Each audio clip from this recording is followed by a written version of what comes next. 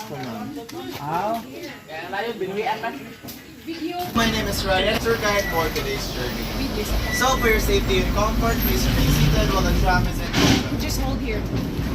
And kindly wait until You the can put your please stop to capture feet those like that. memorable Over here. photographs. And also we kindly ask everyone to avoid the use of flash photographies and selfie sticks during the tour. Extend your fingers outside the tram.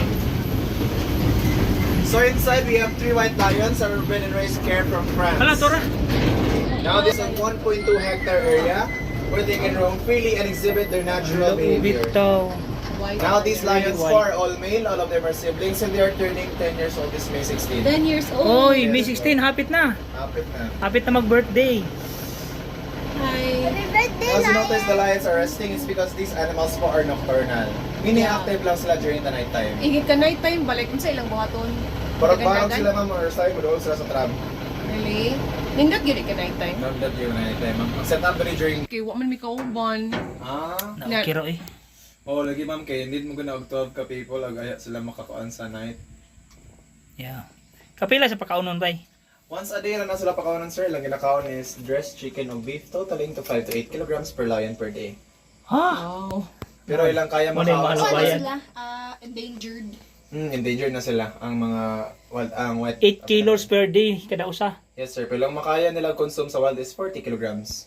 Pastila no. So yun, nakaadto na mo sa African savanna. No. Wala Wala pa. Kato mga zebras and antelopes, wala pa makadto dito. Wala pa. Tomorrow na lang din. After namin close. Oo, 4 magdutaman. Sila mga driver, mas na kayo. So yun, nakakita mo sa itong hyenas kanina dito sa Ubos. Kung sila yung mukhaon sa mga baby lions sa wild. Hello, bye-bye, lion. Ito na lang yung makita sa... Hello, George. And also, ang speed sa lion is 80.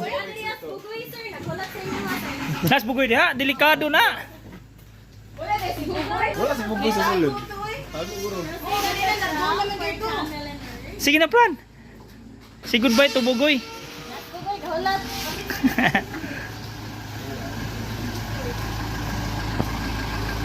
Birds of the world. Please include a small group area there. Ay, saan yun po? Binili pa siya. Birds? Yes po, ma'am.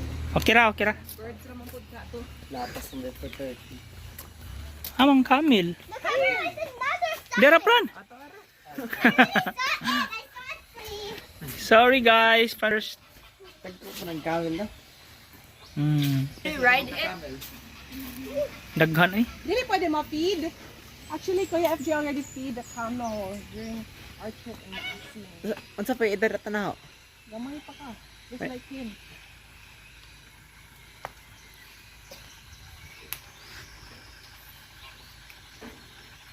Gamay man nga mga camel. Dako man mga camel sa Maasin, but duha ra to ka buo.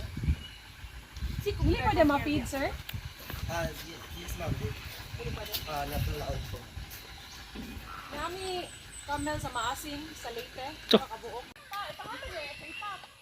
Ay, bito. Ay, ito kaya tayo namin. Pag sa iya, hanapin ka bigyan. Tasa paniyakon eh. Apay manok na. Kung ano? Nag-meditation na siya. Ano man? To listen. Smile. Come here. Smile, Fernie. Smile, babe. Look at mama. Smile. I know what. I don't know what's that. Kuya, to. Pag-yoga. Ano yung mga birds of the world yan ah? Love.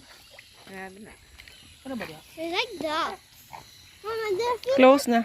Mama, their feet is like duck. Yeah.